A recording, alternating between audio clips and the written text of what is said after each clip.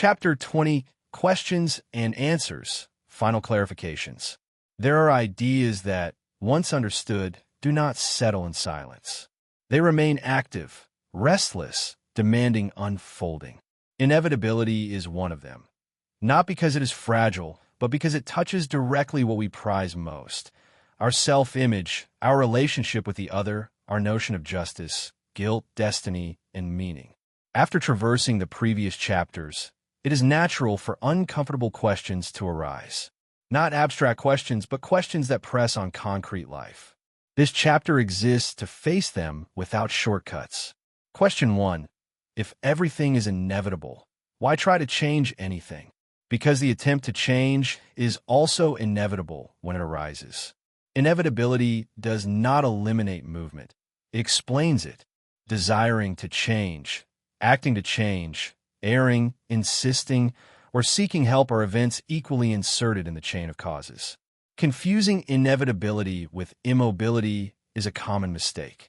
Nothing in this book states that the human being must resign themselves.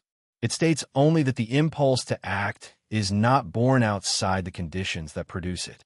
We act because we are driven to act, and this does not make the action less real, only more intelligible. Question 2. If no one could have acted differently, why still impose limits and hold actions responsible? Because the function of rules was never to evaluate the inevitability of the action, but to contain its effects. Practical justice does not exist to judge essences, but to preserve order and reduce harm. Understanding that someone could not have been different does not eliminate the need for containment. A dangerous behavior continues to be dangerous, even being inevitable. Limits are not revenge. They are instruments of social organization. Inevitability does not dissolve rules. It only removes from them the fantasy of absolute moral punishment. Question 3. Doesn't this turn the human being into a victim of circumstances? No, it turns the human being into part of a process. The idea of victim presupposes an ideal state that could have been achieved freely. What this book proposes is different. Each person is the result of a specific combination of factors, biological, emotional, historical, and social, that they did not choose, but through which they act. Responsibility does not disappear. It ceases to be absolute and becomes functional. We do not answer for having created who we are, but because what we are produces effects in the world. Question 4. Isn't this just fatalism by another name? No. Fatalism asserts that nothing matters. Determinism asserts that everything matters precisely because everything produces effects. Studying, erring, insisting, changing strategy, seeking help. All this alters future unfoldings. Fatalism paralyzes because it breaks the link between action and consequence. Inevitability, on the contrary, reinforces this link. Nothing happens in vain. Everything is linked. Question 5. If error, ignorance, and judgment were inevitable, doesn't that justify anything? No. Understanding is not justifying. An event can be inevitable and still undesirable. A mistake can be understood without being celebrated. A judgment can be inevitable without being virtuous. Understanding dissolves hatred, not limits. It prevents us from confusing lucidity with connivance. The error continues to be an error. It just stops being treated as absolute moral failure. Question 6. How should we look at cruel or acts considered heinous? With clarity, not with romanticization. Cruel acts continue to be cruel. They produce real pain and demand real responses. Understanding that the agent could not have been different does not transform the act into something acceptable. It merely prevents blind hatred from being added to a concrete problem. Lucidity does not ask us to close our eyes to suffering, but to stop demanding that someone has crossed the limit of what was possible for them at that instant. Question 7. If the other couldn't act differently, why do I still feel anger? Because anger is also an inevitable effect, while certain expectations remain active. It is born of the idea, often unconscious, that the other could have been different and chose not to be. When this expectation begins to fall, anger loses strength. not because the damage disappears, but because the impossible demand is abandoned. Anger is not a moral error. It is a sign that understanding is still reorganizing. Question 8. Saying everyone is the best they can be doesn't equate the saint and the criminal? No, they are not equal in action, impact, or risk. They are equal only in a structural sense. Both act at the limit of what they are at that instant. No one offers what they do not possess. The saint offers care because that is what they have. The violent offers violence because they do not have another response available at that level. This finding does not erase practical differences. It merely dissolves the illusion that someone could have offered something outside their own structure. Question 9. If learning occurs without full access to causes, does clarification interrupt this process? No, it changes its form. While there is a lack of clarity, one learns by shock and consequence. With lucidity, one learns by anticipation and care for causes. The initial absence of clarity is not a defect of the process. It is part of it. Clarification does not invalidate learning. It refines it. Question 10. Does destiny exist or not? Depends on what is meant by destiny. If it is a fixed script known in advance by us, no. If it is the total coherence of causes seen from an absolute point, then yes. Destiny exists as intelligibility of the whole, not as human predictability. It does not deny movement. It explains it from a level not accessible to us, something that would only make sense to an absolute mind. Question 11. How should we see ourselves now that we know we are at the limit of what we are? With less internal violence. Knowing that we always act at the limit of what we are does not turn us into passive beings, but into more attentive observers of the conditions that mold us. Paralyzing guilt loses space. Practical responsibility remains. The focus ceases to be, why was I like this, and becomes what, from here on, can be reorganized. Question 12. If regret is inevitable, why does it persist, and how to make it useful?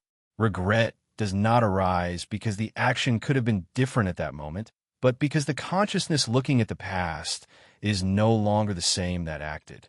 It is a sign of transformation, not proof of avoidable failure. Making it useful means allowing it to adjust future causes, not to condemn a past that could not have been other. Question 13. Does it still make sense to talk about forgiving oneself? Speaking of forgiveness can be inadequate if it presupposes an avoidable failure. What is called self-forgiveness here is not moral indulgence, but structural understanding. It is abandoning the impossible requirement of having been someone else. The additional suffering caused by self-judgment does not correct the past nor improve the future. Understanding does. Question 14. In intimate relationships, how to cultivate forgiveness without toxic resignation. Understanding the inevitability of the other's mistake does not oblige anyone to remain in destructive situations. Forgiveness is not submission nor forced permanence. Lucidity allows establishing limits without hatred, stepping away without demonizing, and protecting oneself without turning the other into an absolute villain. It is not about tolerating everything, but acting without moral fantasies that only prolong suffering. Question 15. Doesn't this view lead to a disguised nihilism? No. Nihilism arises when one confuses absence of absolute authorship with absence of value. Meaning does not disappear when the illusion of control falls. It merely changes place. Life does not lose meaning for being determined. It gains meaning for being intelligible, for allowing learning, transformation, and deepening of consciousness. Question 16. Where is the justice in a world with so many sad things? The idea of justice is usually confused with comfort or absence of suffering. But a just world never was, nor could be, a world without pain. Life develops through contrast, limit, and correction, not continuous harmony. Much of human suffering is not structural injustice, but inevitable consequence of immature processes, limited conditions, and forming consciousnesses. This does not make pain desirable, but makes it intelligible. Real injustice is not in the existence of sadness, but in the expectation that it should not exist. This impossible demand generates revolt against reality itself and produces additional suffering that corrects nothing. Justice, in this perspective, is not in preventing sad things from happening, but in allowing them not to be useless. It is in the fact that painful experiences can reorganize, inform, and transform, not as a prize, but as a consequence. If there were a world without sadness, it would not be just, it would be sterile. There would be no maturing or movement. Justice does not promise comfort, but coherence. It guarantees not immediate happiness, but possible meaning. Question 17. I have difficulty understanding why we couldn't choose anything. Can you give a more practical example? The sensation that we could choose anything is born from the fact that we do not perceive the invisible limits that mold our decisions. Try now to genuinely like something you detest, not out of obligation, but for real. Or try to stop loving someone who deeply mark your history. This does not happen by command. Affections, desires, and values do not obey the direct order of the will. The same applies to decisions. We can choose to act, but we do not choose to want to act. The will arises before the decision, provoked by factors like personal history, biology, emotions, context, and previous experiences. What we call choice always happens within a field already delimited. We do not choose between infinite possibilities, but between those that have already become available to us at that moment. Recognizing this does not impoverish the human experience. It makes it more honest. Choice ceases to be an inexplicable miracle and becomes a coherent expression of who we are in that instant. Question 18. What if there is something magical or non-causal interfering in the choice? Even admitting the extreme hypothesis of something really non-causal, the problem remains. Control does not arise, and without control, freedom does not arise. If this something comes from outside the agent, then he does not govern it. There is interference, not autonomy. If this something arises within the agent, but without cause, it does not respond to reasons, criteria, or intentions. It is arbitrariness, not decision. Control requires stability between intention and effect. Where there is no causality, there is no way to direct the phenomenon. Therefore, in any scenario, the magic hypothesis does not create freedom. It just swaps one type of explanation for another equally incapable of sustaining authorship. Absence of cause generates noise, not autonomy. Question 19. Wouldn't compatibilism be enough? Compatibilism correctly describes that we are free when we act according to our desires, without relevant external coercion. This freedom of execution is real, and this book does not deny it. The point where compatibilism usually stops too soon is in the origin of this capacity for execution. Why do some people manage to sustain decisions and others do not, even desiring the same result? The answer lies in prior conditions: emotional structure, history, mental health, stress, social support, learning, and environment. The degree of executive freedom varies, and this variation is not chosen. Thus, we are free to act according to our desires, but we are not free to determine how much of that freedom will be available. Compatibilism is not wrong. It is incomplete. It identifies the only freedom that exists, but does not carry through the implications of it also being conditioned. Question 20. Why write this book if everything that follows is inevitable? Because writing, reading, disagreeing, agreeing, and changing one's mind are also part of what happens. This book was not written as an act outside the causal chain, nor as an attempt to convince someone by a special power of the will. It was written to be part of the causal chain that will inevitably change some minds, just as other ideas, encounters, and experiences have changed ours. If nothing could influence anything, there would be no learning, culture, or transformation. The fact that ideas produce effects is precisely one of the clearest expressions that the world works by linkage, not despite it. Writing this book does not contradict inevitability. It is one of its consequences. Question 21. What, after all, does this book defend that wasn't being said clearly before? This book does not intend to inaugurate the debate on determinism or free will. These discussions have existed for centuries. What it proposes is something more basic, and precisely for that reason often neglected. The central confusion around free will is not scientific or philosophical, but conceptual and linguistic. The term is used as if everyone were talking about the same thing, when in practice, distinct ideas are grouped under the same name. Arbitrio, /judgment, is confused with choice, with decision, unpredictability with freedom, and chance with absence of cause. Common sense starts functioning as definition, and the debate gets disorganized from the origin. The book advances where many stop too early. It questions both those who defend and those who deny free will without first clarifying what exactly is being affirmed or denied. By rescuing arbitrio as will and not as free choosing, it shows that much of the conflict is born of an impossible logical requirement, wanting freedom over that which arises before any choice. When this requirement falls, the problem reorganizes. What remains is not nihilism or fatalism, but a real, limited, and functional freedom. The freedom of execution, understood within a coherent chain of causes. The asset of this book is not proposing a new metaphysical system, but putting concepts on the ground, testing their real meanings and logical coherence, with less attachment to the centrality of the ego and more commitment to what words manage, and do not manage, to sustain. If there is something new here, it is not a final answer, but a posture. Fewer slogans, less conceptual vanity, and more rigor in the use of language. Question 22. Does recognizing inevitability not lead to fatalism? Imagine two people facing the same rose.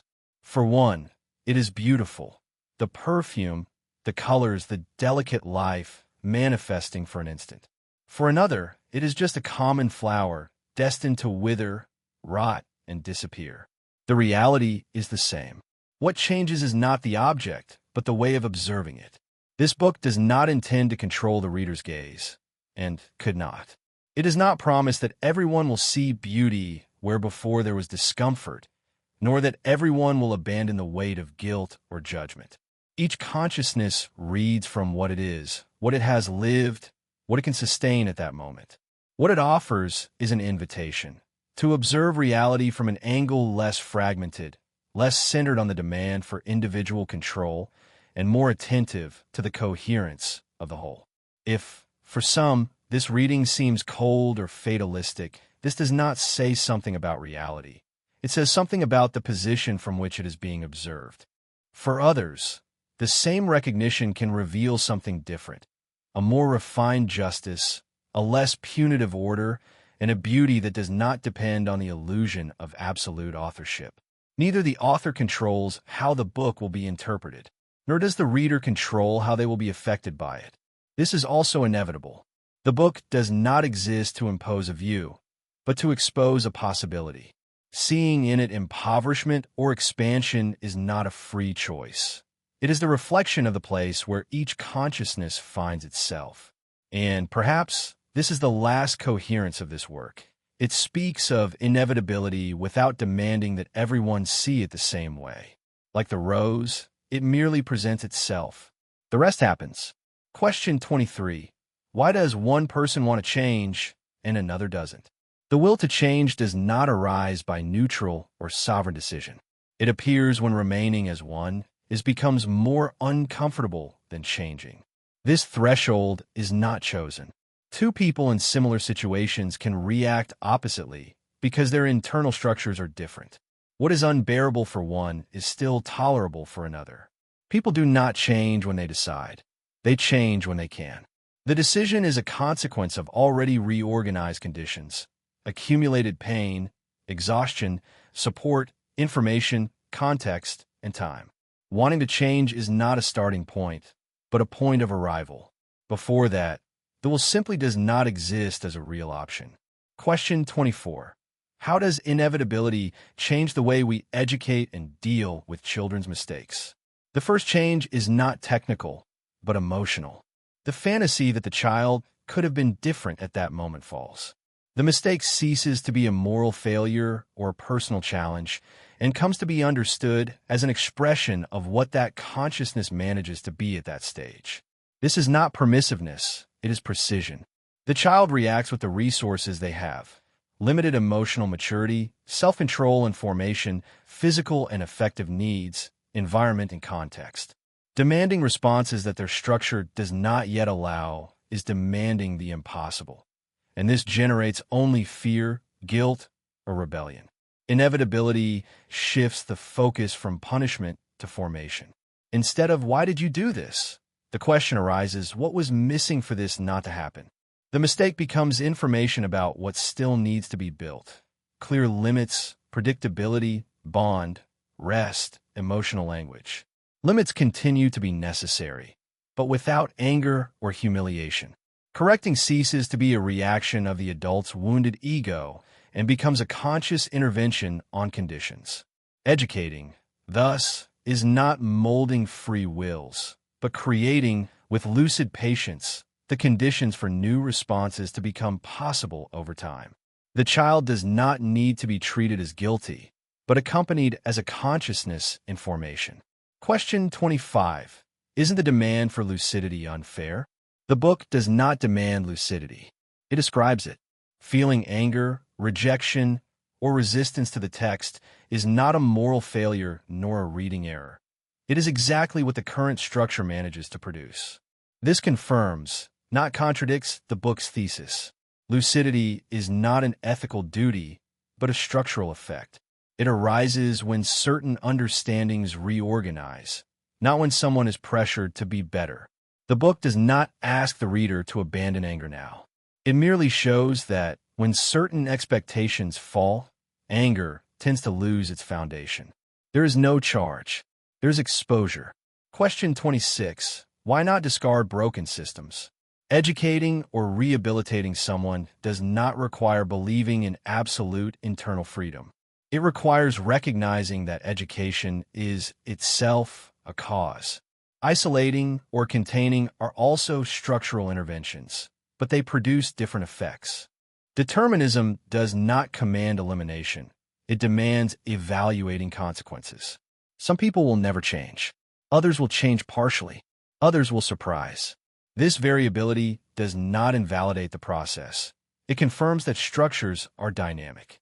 The question is not who deserves what, but what kind of world we are producing with the responses we choose to sustain as a society. Question 27. And praise? Doesn't it impoverish everything? Guilt is based on an impossible demand. Admiration is not. We praise not because someone could have been different, but because something rare, valuable, or transforming happened in the world. This does not depend on absolute authorship. Recognizing that an achievement was inevitable does not make it less admirable. It reveals, on the contrary, the extraordinary convergence of factors that made it possible.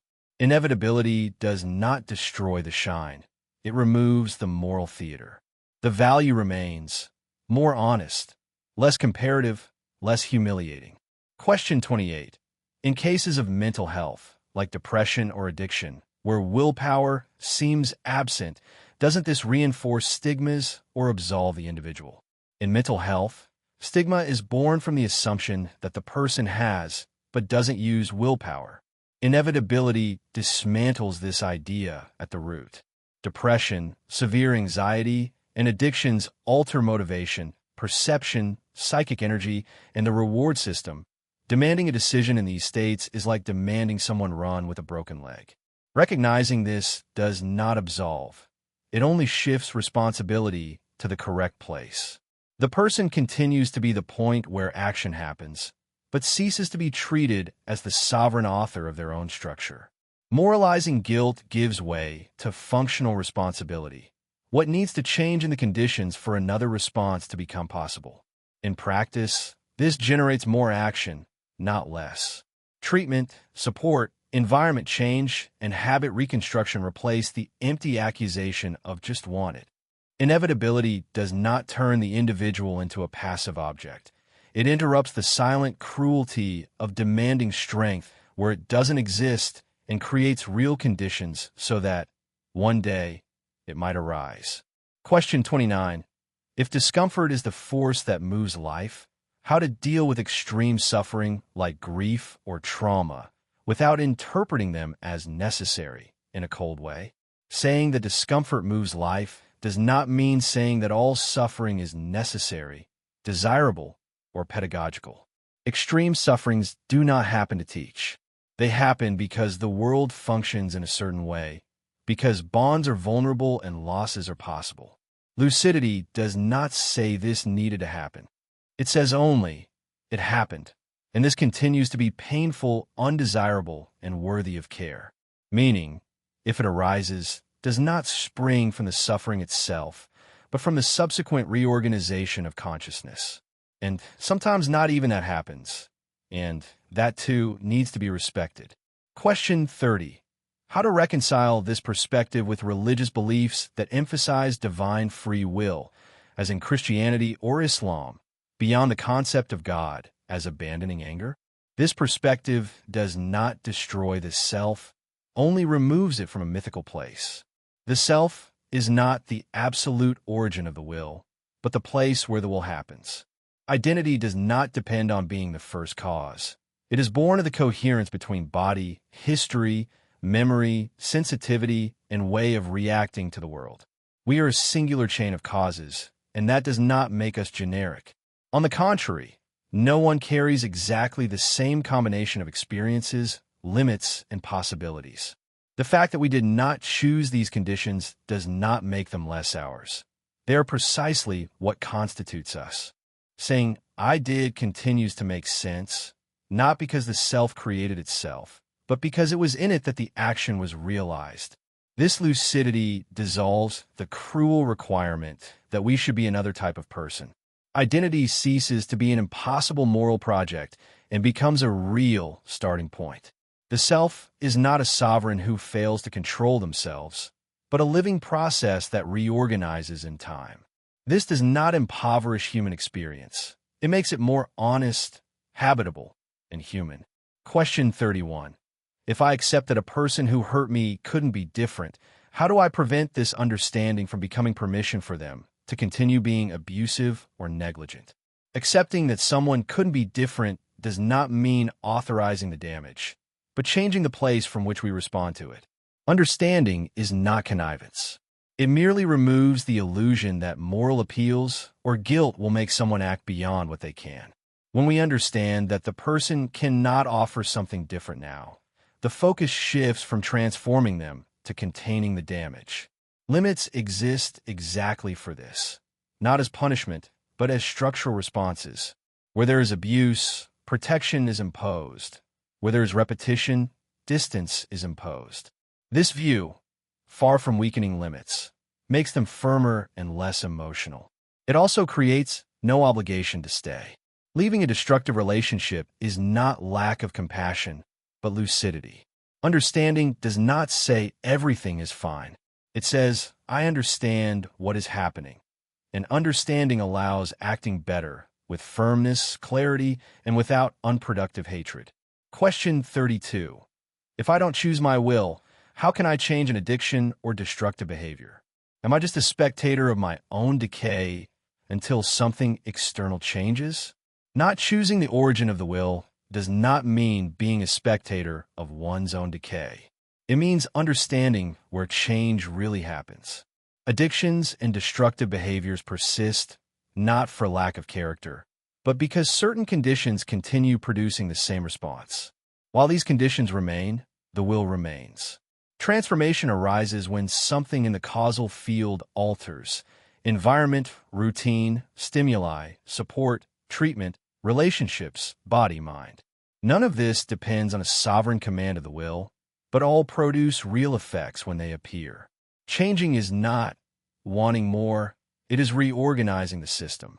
Inevitability does not lead to passivity, but to strategy, acting where control is possible, instead of demanding an abstract force that never comes. While change does not occur, this is not a moral failure, but a sign that causes still operate. Lucidity reduces paralyzing guilt and opens space for real transformation. Change, when it comes, is not a miracle of will. It is the inevitable result of new conditions. Question 33. If the result of a decision is already inevitable, why go through the suffering of doubt? Wouldn't deliberating be a waste of energy? The error of this question lies in separating result and process, as if the second were a disposable cost. The fact that a decision is inevitable does not mean the path to it can be skipped. Deliberation is part of the very mechanism that produces the result. The discomfort of doubt arises when real forces come into tension: values, fears, desires, risks. This friction is not a system failure. It is the system working. Without it, there would be no evaluation, integration, nor internal adjustment. Deliberating is not trying to escape the inevitable, but allowing all relevant causes to meet and reorganize. Doubt is the space where consciousness transforms, even if the outcome is already implicit in the conditions. The suffering of choice is not waste. It molds who you become after the decision. In living systems, the process matters as much as the result. Question 34. Doesn't accepting that I can't be different create a new limit or a self-fulfilling prophecy? This concern is legitimate, but stems from an incomplete reading of inevitability. Saying, I can't be different, is not a sentence about the future nor a fixed identity. It is a precise description of the present. It means only, at this moment, with these conditions, this is not possible. The error arises when this finding is frozen as essence, something the book does not propose. Lucidity does not close the system, it opens it. There's a decisive difference between I can't now and I am incapable. The first invites investigation of causes, the second paralyzes. The book always works with conditions, and conditions change. When moral guilt falls, energy stops being spent on self-attack and starts being invested in real adjustments: environment, support, repertoire, time. Paradoxically, those who stagnate most are usually those who believe they should have already overcome everything by the force of will. Inevitability does not create resignation. It removes the fantasy that frequently prevents change. We don't push walls. We learn where the doors are. Question 35. Who changes the causes? Inevitability does not mean stagnation.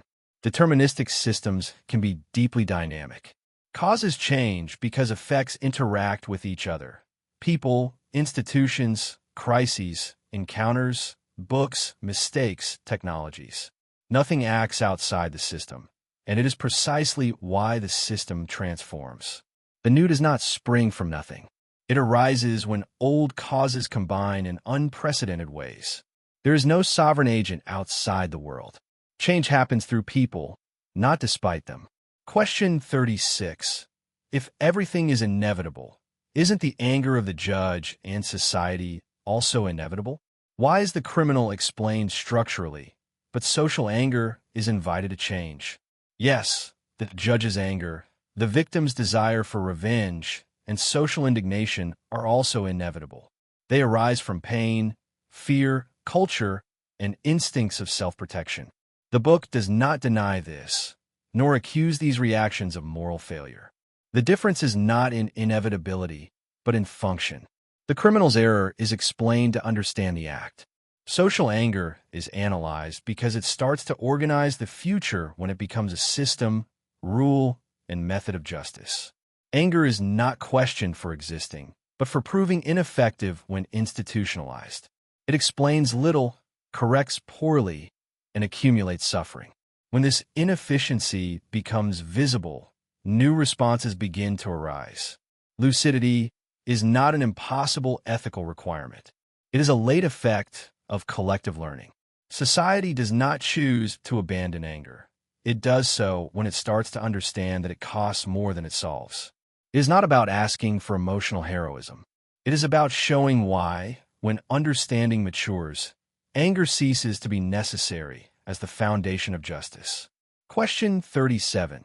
How to educate a child without using the concepts of guilt or free choice?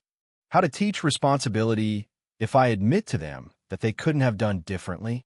Educating without resorting to guilt or the idea of absolute free choice does not eliminate responsibility. It merely changes its place. Instead of educating by the moral weight of the past, one educates by the organization of the present and future. When we say the child could have done differently, we demand a structural mastery they do not yet have. This tends to generate fear or resistance, not learning. The alternative is to replace guilt with intelligible consequence. Teaching responsibility becomes showing that actions produce real effects. Not, you chose wrong, but this generated such consequence, and now we need to deal with it. The child learns because the world responded coherently, not because they were morally reproached. Saying they didn't manage to act differently at that moment does not mean permissiveness. It means recognizing real limits and working to expand them. Responsibility ceases to be retroactive, guilt, and becomes prospective, learning. The child does not learn when feeling bad, but when understanding how their actions fit into the functioning of the world. We do not educate so that they could have been different. We educate so that one day they manage to be. Question 38. In daily practice, how to maintain motivation for personal goals, like career or relationships, knowing that the degree of effort and success is inevitable. Motivation does not disappear with inevitability. It only changes foundation. What falls is the fantasy of absolute control, not the real link between action and consequence. Motivating oneself was never wanting enough, but responding to desires, discomforts, and expectations of improvement, all of them inevitable. Knowing that effort and success are conditioned does not turn you into a spectator. It merely removes the heroic and unrealistic charge. In practice, motivation ceases to be abstract internal force and becomes the organization of conditions, adjusting routines, reducing friction, seeking support, choosing favorable contexts. Instead of forcing the will, one creates the environment where acting becomes more probable. When success ceases to be proof of absolute merit and failure ceases to be moral failure, something is relieved, and this relief releases energy. The question changes from will I succeed to what now increases the chance of advancing a little. Thus, goals cease to define who you are and become processes in progress. Motivation does not turn into passivity. It becomes more stable, less dramatic, and more sustainable. Question 39. If everything is an inevitable chain of causes, aren't we just biological machines? Where is the sacred or the meaning? This question is born of the fear that causality implies devaluation. But obeying laws does not empty something of meaning. It is precisely the coherence of laws that makes beauty, depth, and admiration possible. A symphony follows rigorous rules and yet does not cease to be moving. Calling the human being a biological machine only impoverishes the experience if we confuse machine with something trivial. A conscious organism is an extraordinary process. It feels, suffers, loves, creates bonds, and questions itself. Causality does not eliminate this, it sustains it. The sacred, here, does not need to be outside the causes. It can be in the very fact that the universe, following its laws, generates consciousness capable of perceiving itself. Purpose comes not from an external script, but emerges within the process. Values, bonds, and learnings arise in the very flow of life. When we abandon the demand for magical exceptions, the world does not lose meaning, it expands. Wonder ceases to be in a self outside causes, and comes to be in the fact that, even without that, reality produces consciousness, beauty, and meaning. Question 40. If I am the result of causes I didn't choose, is there a real me, or am I just a channel of destiny? What adjusts when transforming a consciousness? The sensation of being just a pipe where water passes arises when we imagine that there is only reality where absolute authorship exists. But this is a false alternative. The self does not disappear when we stop seeing it as a first cause. It changes status. The self is the very chain organized in a singular way, memory, sensitivity, limits, learnings, and specific modes of reacting to the world. We are not an empty tube. We are a structure with form, resistance, and history, and it is this structure that makes the flow of life manifest in one way and not another. Educating or transforming a consciousness is not creating a free agent from nothing, but reorganizing this structure. Environments, bonds, information, habits, and experiences that inevitably alter how consciousness feels, desires, and responds. Without absolute authorship, inertia does not remain, plasticity does. Consciousness does not choose to be what it is, but it is precisely for this reason that it can be cared for, refined, and expanded over time. The book does not eliminate the self. It frees it from the impossible requirement of being sovereign, allowing it to exist as it always existed, a real, situated, and transformable expression of the whole. Question 41. Isn't this behavioral engineering? All communication is causal. This has always been true. The difference between manipulation and philosophy lies not in influence, but in intention and method. Manipulating is reducing the other to an object of adjustment. Philosophizing is expanding the field of perception. This book does not offer commands, techniques, or promises. It does not try to guarantee effects. It exposes assumptions and accepts that the reader's reaction is not controllable. If this is a hack, it is one that does not install answers. It merely makes visible the functioning that already existed. Question 42. Isn't the illusion of free will biologically necessary? Yes, the sensation of free will is functional, like pain or fear. But adaptive function does not equate to faithful description of reality. Understanding pain does not eliminate it. Understanding the limits of agency also does not eliminate initiative. It merely removes the weight of metaphysical guilt. Lucidity does not ask us to stop acting, desiring, or trying. It only prevents us from confusing failure with ontological defect. Question 43. What is the difference between being able to imagine and being able to do? When I ask someone if they could choose anything, the answer is usually immediate, yes. Then I propose an extreme example. Pick up a pencil and kill me now. The answer continues to be yes. But something curious happens when we insist with honesty. It is not about knowing if this is mathematically possible, nor if it could occur in a hypothetical universe. The question is different. Is this really available to you now? After some time, the person realizes something important. Logical possibility does not equal real possibility. There are actions that, although imaginable, do not belong to the set of choices effectively accessible at that moment. This reveals a central point of this book. We do not choose within an infinite space of possibilities, but within a narrow field defined by who we are, by what we feel, by what we manage to bear, and by what constitutes us in that instant. Confusing these two planes, that of I can imagine with that of I can do, is what sustains the illusion of an absolute freedom that never manifests in concrete life. Question 44. If someone considers free will as a synonym for free choosing, wouldn't inevitability happen? It would happen, yes, because this definition merely changes the name of what is being discussed, but does not change the structure of the phenomenon. What almost everyone calls free will in daily life is, in practice, the experience of choosing, I thought, weighed, and decided. The book recognizes this. People do not wake up thinking about metaphysics. They think about choices and could have been different. The point is that free choosing can mean two different things. Free choosing is absence of external coercion. No one forced me. In this sense, the choice can be free and still inevitable. It comes from the real combination of factors that were present: history, temperament, emotional state, information, context. The action is yours, but not because you chose to be you. Free choosing as being able to have chosen the opposite under the same conditions.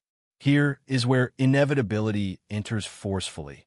If nothing in you and in the context had been different, the choice could not have been other.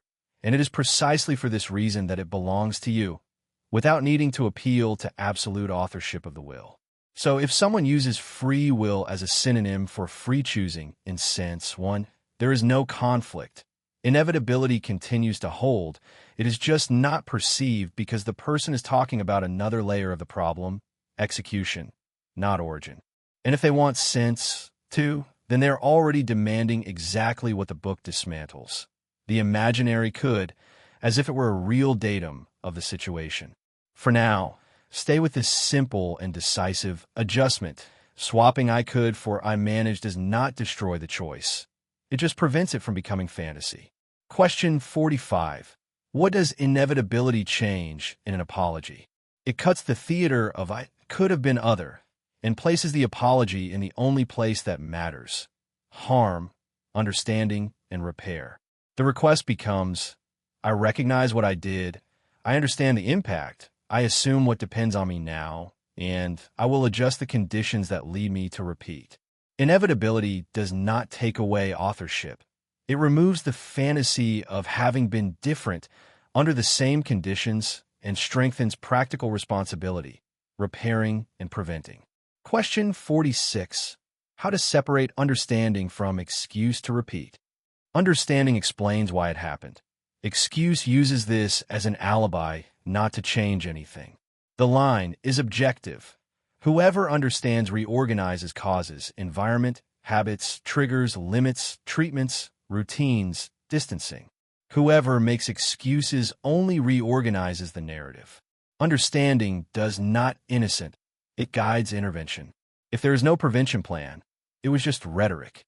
Question 47. Why do some truths, even well explained, not enter certain people?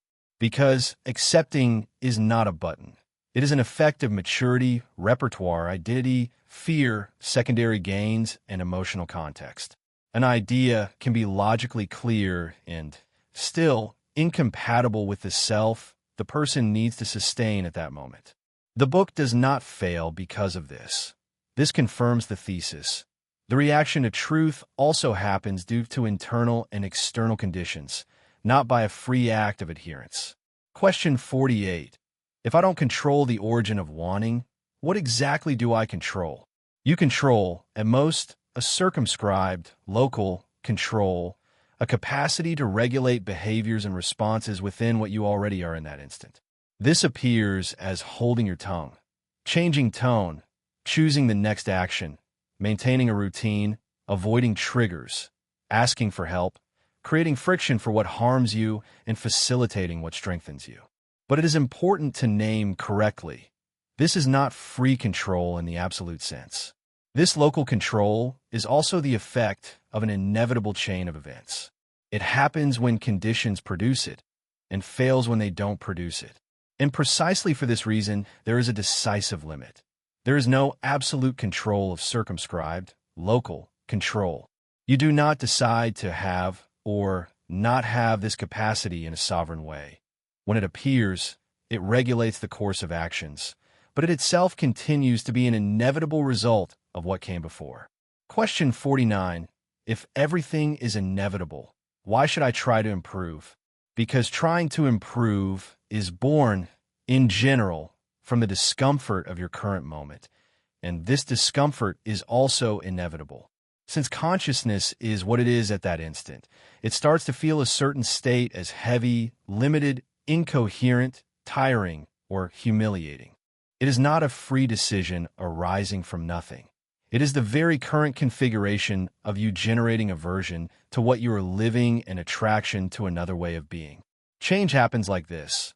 Discomfort creates tension, tension creates search, and search creates new actions, routine, help, limits, training, moving away from triggers.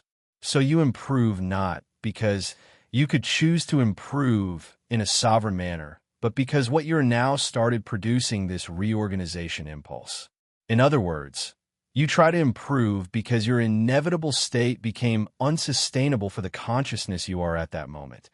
And this is exactly the mechanism by which inevitability produces transformation. Question 50. When I say I chose, what exactly am I stating? You are stating that the action came from you, from your set of motives, preferences, values, fears, desires, and evaluation at that instant. and not from direct external coercion, nor from an accident unrelated to who you are. In simple language, it was you who did it because it came from what you were being inside. But this does not mean absolute control. Saying, I chose, does not mean you chose the origin of what led you to choose, nor that you could have chosen the opposite with everything exactly equal. Your I chose describes a local process. Within the inevitable conditions of that moment, one option was the one that fit your internal weight. So the correct phrase is, I chose is local authorship, not sovereignty. It is you expressing who you are, not you creating from nothing the wanting that made you choose. Question 51. What does inevitability do with pride? It takes the fantastical part out of pride, the idea that you made yourself alone and that merit is proof of personal superiority. If everything happens by a chain of conditions, the good result does not become a reason to place oneself above others, but to recognize, this happened because in me and around me, there were favorable conditions. Pride changes function. It leaves vanity and becomes sober satisfaction for a result, with more humility and more practical responsibility. If I want to repeat, I need to maintain or rebuild the conditions. You continue valuing effort, but without turning this into moral superiority. Question 52. If I understand the other's causes, why do I still feel anger? Because understanding does not erase reaction. Anger is an event in you, a response to threat, harm, invasion, perceived injustice, fear, exhaustion. It can exist even when you understand perfectly the causes of the other, just as pain exists even when you understand the physiology of pain. Inevitability does not demand that you do not feel. It invites you to use anger with lucidity, as a sign of limit, of protection, and of need for adjustment, distance, conversation, consequence, repair, not as proof that the other had absolute control and deserves eternal hatred. Understanding causes reorganizes the exit. It does not automatically eliminate the feeling. Question 53. What do you fear, and why do you want to open people's eyes to understand real free will? Do you fear that if your actions were not inevitable, you would perhaps be more responsible for being who you are? What is feared, and what normally motivates someone to want to open eyes about real free will equals free will of the will, is not fleeing responsibility. It is fleeing a specific type of responsibility, totalizing responsibility, which becomes condemnation of being. Whoever defends inevitability, in general, is trying to get people out of three traps. Guilt as identity. The idea of I am guilty for being who I am, as if I had chosen the will itself from nothing. This becomes self-hatred, rumination, and paralysis. The thesis shifts to something more useful. I did / I cause / I repair / I reorganize conditions. Hatred as justice. When you believe in free choosing, the tendency is to think he could want differently, so he deserves to suffer. This feeds punishment as revenge. Inevitability pulls towards consequence and protection without moral theater. Pride as superiority. If I freely want it to be good, then I am better. Taking away free choice cuts this superiority and leaves a more sober dignity, gratitude for conditions, and practical responsibility for maintaining them. About your final question, yes, many people fear that if actions were not inevitable, they would be even more responsible for being who they are, in the sense of deserving total condemnation. But this fear usually hides another error, imagining that free choosing provides a solid basis for holding responsible. Because if free choosing meant choosing differently under the same conditions, the choice could not be founded on what the consciousness is at that instant. Same motives, same internal state, same information. It would depend on something extra, not derived from the agent themselves, and that only worsens the picture. Either the choice is pulled by a factor outside the subject, or it becomes a leap without reason. In both cases, we become less free and also less responsible. That is why free will understood as free choosing is so incoherent. It tries to save responsibility, but ends up removing precisely what makes it fair. Choice as a faithful and localized expression of what the person is at that moment. Question 54. If general/absolute control, free choosing, existed, where would the difference between choosing A or B under the same conditions come from? If the conditions were the same consciousness, same motives, same history, same internal state, same information, same context, and yet you could choose the opposite, then that difference could not come from anything that was already in you at that instant. It would have to arise from a something more, not derived from what you are. But then absolute control collapses. If this something more has a cause, then you only push the cause to another place, and the choice continues to be an inevitable effect. If this something more has no prior cause, then the choice becomes a leap without prior foundation. It is not a faithful expression of the agent. It is an event without meaning. And this destroys the very basis of fair accountability. How to hold someone responsible for a decision that did not come from what they are, local authorship, but from an external factor or a leap without cause. In the end, absolute free choosing tries to save freedom, but delivers a choice that is either determined by something or without prior foundation, and, in both cases, worsens both freedom and responsibility. If the choice does not come from what you are, it is not yours. If it comes from what you are, it is inevitable. Question 55. And how to live now, after reading this book? Living with less impossible demand and more attention to the real. Lucidity does not place us above others. It returns us to the common ground. This is not something that applies only to great moral dilemmas. It begins in the most banal frictions of life. When someone cuts you off in traffic, when another driver enters without signaling, when someone acts with gratuitous rudeness, when your child doesn't obey, when an animal doesn't respond as you would like. In these moments, we almost always react as if we were facing a voluntary affront. He chose to act like this. It could have been different. It cost nothing. It is exactly there that the illusion of misunderstood free will infiltrates, and with it come anger, judgment, and loss of balance. Lucidity proposes a silent interruption. You stop, even for a second, and remember, this being before me is the best they manage to be in this instant. Not in the sense of being correct or desirable, but in the structural sense. They do not have, now, another way to act. What manifests is inevitable. Faced with inevitability, what is left to do? Calm down, contain the damage when necessary, correct without violence, act with firmness without hatred. And when there is nothing to correct, just contemplate the universe manifesting itself through limited consciousnesses like ours. This does not mean passivity nor naive resignation. It means acting without the useless weight of moral indignation. Action remains possible. Emotional excess, no. The questions do not disappear. They just lose their poison. And the silence that remains is not empty or resigned.